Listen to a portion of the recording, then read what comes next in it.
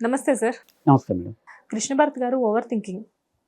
ప్రతి మనిషి ప్రతి మనిషి అని చెప్పలేను. కొంతమంది మనుషులు అదే పనిగా అదే ఆలోచనలో ఉంటూ ఉంటారు. ఇప్పుడు ఏదైనా ఒక చిన్న విషయం జరిగిందనుకోండి, ఆ విషయాన్ని కొంతమంది ఏంటంటే పక్కకెళ్ళిన తర్వాత వదిలేసేస్తారు. కొంతసేపు కోప్పడి మర్చిపోతారు. కొంతమంది ఏంటంటే రోజులైనా, వారాలైనా, నెలలైనా అలానే అది చాలా చిన్న విషయం అయినప్పటికీ కూడా దాని గురించి ఆలోచిస్తూ ఉంటారు. కొంతమంది ఏంటంటే ఉన్న చిన్న బ్రెయిన్‌లో రకరకాల నెగెటివ్ థాట్స్ అనేది తీసుకొచ్చుకొని నాకు అదే అర్థం కాదు. అంత నెగటివిటీ అసలు ఎలా వస్తదో అర్థం కాదు. అంతంత నెగెటివ్ థాట్స్ తీసుకొచ్చుకొని వాళ్ళని వాళ్ళే తప్పులు వెతుక్కొని మరీ బాధపడుతూ ఉంటారు. సో, దీని గురించి మీరు మాట్లాడండి సార్ ఈరోజు. నిజంగా ఇది కొంచెం సమస్య అండి. ఆహ్, అంటే థింకింగ్ అనేది హ్యూమన్ నేచర్. యెస్. ప్రతి మనిషి ఆలోచిస్తారు. ఆలోచించాలి కూడా. హ్మ్. ఆలోచన లేకపోతే మనం ఆ తేడా లేదండి. అంటే ఈ సృష్టిలో ఉండే జీవరాశులన్నిటిలో కూడా ఆలోచన అనే అంటే బాగా ఆలోచించగలగడం అనేది మనిషికే సాధ్యం. హ్మ్. మిగతావి ఆలోచిస్తాయి గానీ తక్కువగా ఉంటాయి. హ్మ్. కానీ ఉన్న జీవరాశులు మొత్తం కూడా మనం మిగతా వాటికంటే మనల్ని సపరేట్ చేస్తుంది. హ్మ్. మిగతా వాటి మీద మనకు ఆధిపత్యం ఇచ్చింది. ఈరోజు మనం అన్నిటి మీద ఓనర్‌షిప్ తీసుకుంటున్నామండి. ఈ ఆధిపత్యం ఎందుకు వచ్చిందంటే మీరు ఆలోచించబట్టే. మనిషి ఆలోచించబట్టే మనం ప్రకృతిని గానివ్వండి, ఈ ప్రపంచంలో ఉండే మిగతా జీవరాశుల మీద పై స్థాయిలో ఉన్నాం మనం. ఓకే. సో, అంత పవర్‌ఫుల్ అండి ఆలోచన అది.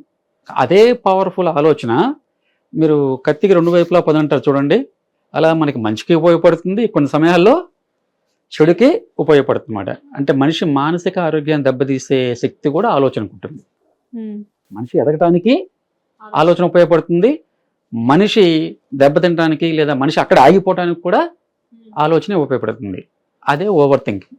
ఏదైతే మనిషిని ఆపేస్తుందో, ఏదైతే మనిషిని ఎదగకుండా చేస్తుందో అదే ఓవర్ థింకింగ్ అండి. హ్యాపీగా ఉండనివ్వదు. హ్మ్. సంతోషంగా ఉండనివ్వదు. ఓకే. అసలు ఓవర్ థింకింగ్ అంటే ఏమనుకుంటున్నారు మీరు? ఏదైనా విషయం గురించి ఆలోచించాల్సిన దానికంటే ఎక్కువ ఆలోచించడమే ఓవర్ థింకింగ్. సింపుల్ అండి. ఒకే విషయం గురించి పదే పదే ఆలోచించడం. రోజు మొత్తంలో మీకు చాలా జరుగుతాయండి. హ్మ్. అలాగే మీ లైఫ్‌లో కూడా చాలా ఇన్సిడెంట్స్ జరుగుతాయి. స్పాన్ ఆఫ్ లైఫ్‌లో చాలా జరుగుతాయి. ఓకే. మనం కొన్ని గుర్తుపెట్టుకుంటాము, కొన్ని మర్చిపోతూ ఉంటాము, అలా మూవ్ ఆన్ అయిపోతూ ఉంటాము. ఈ ఓవర్ థింకింగ్ ఏం చేస్తుందంటే ఏదో ఒక విషయం మీద అక్కడే స్టిక్ అయిపోతుంది. మీ లైఫ్‌లో జరిగిన సంఘటనో, లేదంటే ఈ రోజు ఏదో జరిగిన సంఘటన, లేదా ఒకళ్ళు అన్న మాటో, లేదా ఒకళ్ళు చేసిన చర్యో అక్కడే అయిపోతుందన్నమాట. ఇంక దాన్నే పట్టుకుని దాని మీదే ఎందుకన్నారు, ఎలా అంటారు, ఇంక దాని చుట్టూనే తిరుగుతూ ఉండడం వల్ల ఏమంటే వీళ్ళకి అనవసరమైన లేనిపోని సమస్యలనే వస్తూ ఉంటాయండి. దీనికి ప్రధానమైన కారణం ఏంటంటే స్ట్రెస్. హ్మ్. స్ట్రెస్ అండ్ యాంగ్జైటీ వల్ల కూడా ఈ ఓవర్ థింక్ అనేది వచ్చే అవకాశం ఉంటుంది. హ్మ్. హై ఎక్స్పెక్టేషన్, పర్ఫెక్షనిజం అంటారు. ప్రతిదీ బాగుండాలి. మీరు కొంతమంది ఉంటారండి సమాజంలో. హ్మ్.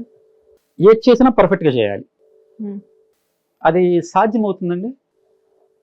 అవ్వదుగా. అవ్వదు కదండి. మీరైనా, నేనైనా మనం చేసే ప్రతి కార్యక్రమం పర్ఫెక్ట్‌గా చేయటం అనేది సాధ్యం కాదు. మనుషులం కదా సార్, అన్నీ హ్యూమన్ పర్ఫెక్ట్‌గా ఎలా బీయింగ్స్ కదండి. అవుతాయి? మానవ మాత్రులం మనము. యెస్. యెస్. ఏవో ఫ్లాస్ ఉంటాయి. కొన్ని బాగా చేయగలము, కొన్ని బాగా చేయలేము. ఆ బాగా చేయలేని వాటిని కూడా ఆమోదించగలగాలి కదా! ఈ పర్ఫెక్షనిజం వచ్చినప్పుడు ఏంటంటే ఆమోదించలేరు. ఓకే. ఎదుటి వాళ్ళు ఏదన్నా చిన్న తప్పు చేసినా కూడా ఎందుకు చేస్తారు? దాన్ని గ్లోరిఫై చేయటం. హ్మ్. అతి సర్వత్రా వర్జయత అంటారు కదండి. ఎక్కువ ఆలోచించడం. చిన్న తప్పును కూడా మన ఫర్‌గివ్‌నెస్ ఉండాలి. మన సొసైటీ ఎవరో పిల్లలు, లేదంటే భార్యో, భర్తో, లేదంటే బంధువులు ఎవరో ఒకరు చిన్న తప్పు చేస్తారండి. ఆ చిన్న తప్పులు చేసినప్పుడు సహజము. తప్పులు చేయటం సహజం అందరూ అని మీరు ఫర్‌గివ్ చేస్తే మీరు హ్యాపీగా ఉంటారు. అవతల వాళ్ళు కూడా హ్యాపీగా ఉంటారు. హ్మ్. మీరు ఒక తప్పుని, చిన్న తప్పుని, అంటే అది ఎటువంటి ప్రభావం చూపించిన తప్పుని మీరు దాన్నే పట్టుకొని వేలాడుతూ ఉంటే ఏమవుతుందండి? మీకు మనశ్శాంతి కరువవుతుంది. హ్మ్. మీరు ఇబ్బంది పడతారు. మీ వల్ల మీ ఎదుట ఉండే వాళ్ళు కూడా ఇబ్బంది పడుతుంటారు. అంటే ఓవర్ థింకింగ్ వల్ల వచ్చే ప్రమాదం అదండి. సో, ఆ పర్ఫెక్షన్ కోరుకోవడం వల్ల ఇది వస్తూ ఉంటుంది. కానీ సార్ ఇప్పుడు ఓవర్ థింకింగ్ వల్ల ప్రమాదం అని చెప్పేసి వీళ్ళకి కూడా తెలుసు. ఎవరైతే ఓవర్ థింక్ చేస్తున్నారో వాళ్ళు కూడా. కానీ ఆ ఓవర్ థింకింగ్ నుంచి బయటపడడానికి మీ దగ్గరకొచ్చినప్పుడు మీరు మీ ట్రీట్మెంట్ ద్వారా వాళ్ళని బయటకు తీసుకొస్తారా? లేకపోతే వీళ్ళంతట వీళ్ళు న్యాచురల్‌గా కూడా బయటకి రాగలరా? అంటే కొంత సెల్ఫ్ అవేర్‌నెస్ ఉంటే వ్యక్తిగతంగా బయటకొచ్చే అవకాశం ఉంటుందండి. అంటే వాళ్ళ మీద వాళ్ళకి అవగాహన ఉండి, నాలో ఏం జరుగుతుంది అనేది తెలుసుకోగలిగిన వ్యక్తులకైతే ప్రొఫెషనల్ హెల్ప్ పెద్దగా అవసరం లేకుండానే బయటపడతారు. కానీ అందరూ అలా ఉండరు. హ్మ్.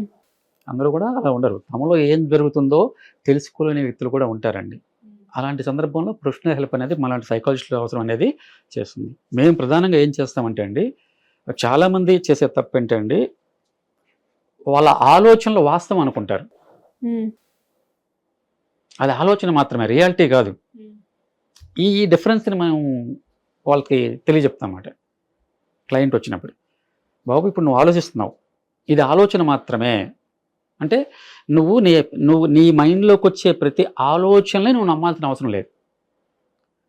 Don't believe everything in your brain.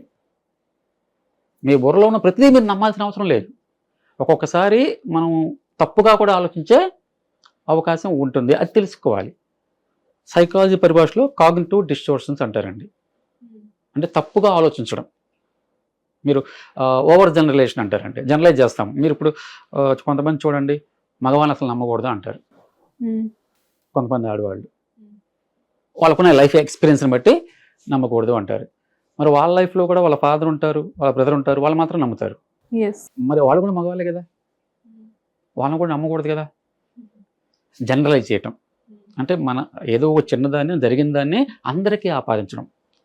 సొసైటీలో అందరూ అలా ఉండరు కదండి, భిన్న రకాలైన వ్యక్తులు ఉంటారు కదా, భిన్నమైన దృక్పథాలు ఉంటాయి కదా. ఎప్పుడైతే ఈ జనరలైజ్ ఉంటుందో ఆటోమేటిక్గా వాళ్ళ బిహేవియర్లో తేడా వచ్చేస్తుంది. సో ఇది ఒక టైప్ ఆఫ్ కాగ్నిటివ్ డిస్టార్షన్ అండి. సో ఇలా మనం తప్పుగా ఆలోచిస్తాము.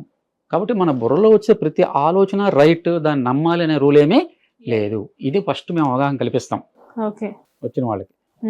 బాబు నువ్వు ఆలోచిస్తున్నావు, ఓకే, అది రైట్ అవ్వాల్సిన సమ్ టైమ్స్ రాంగ్, అది తప్పుగా కూడా ఉండే అవకాశం ఉంటున్నప్పుడు ఈ ఎన్లైట్మెంట్ వచ్చినప్పుడు వాళ్ళు కొంచెం అంటే మీ ఆలోచనలు ప్రశ్నించడం, వాటిని బోన్లో పెట్టడం, ఇది రైటా రాంగా అని విచారించుకోవడం. రైట్ అయితే ముందుకు వెళ్తాం, రాంగ్ అయితే వదిలేస్తాము. ఇది ఒక పని చేయాలండి. అలాగే మేము ఒక టెక్నిక్ ఉపయోగిస్తామండి, కాగ్నిటివ్ డిఫ్యూజన్ అంటారు. ఒక టెక్నిక్ కాగ్నిటివ్ డిఫ్యూజన్.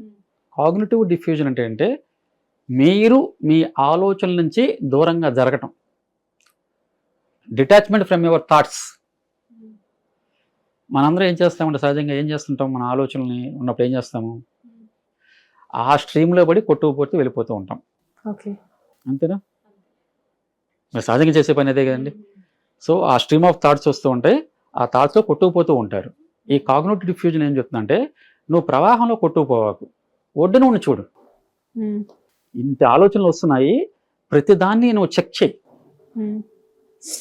అది కరెక్టేనా కాదని చెక్ చేయి. అంటే మనం కొంచెం డిటాచ్మెంట్ చేసుకోవటం, దూరంగా ఉండటం, మీ ఆలోచనలకి దూరంగా ఉండి వాటిని పరిశీలించి కరెక్ట్ వాటిని అయితే దగ్గర చేసుకోవడం, లేదు రాంగ్ వాటిని అయితే మరింత దూరం చేసుకోవడం. సో ఇట్లా ఈ కాగ్నిటివ్ డిఫ్యూజన్ టెక్నిక్ ద్వారా కూడా మేము ఈ నెగటివ్ థింకింగ్ని, ఓవర్ థింకింగ్ని మేము నివారిస్తూ ఉంటామండి. Okay, thank you sir. Hit TV app ని డౌన్లోడ్ చేసుకోండి. ఇందులో short news, live news, entertainment movies అన్ని అవైలబుల్ గా ఉన్నాయి. Please download hit TV app. Hit TV app ని ఫ్రీగా డౌన్లోడ్ చేసుకోండి.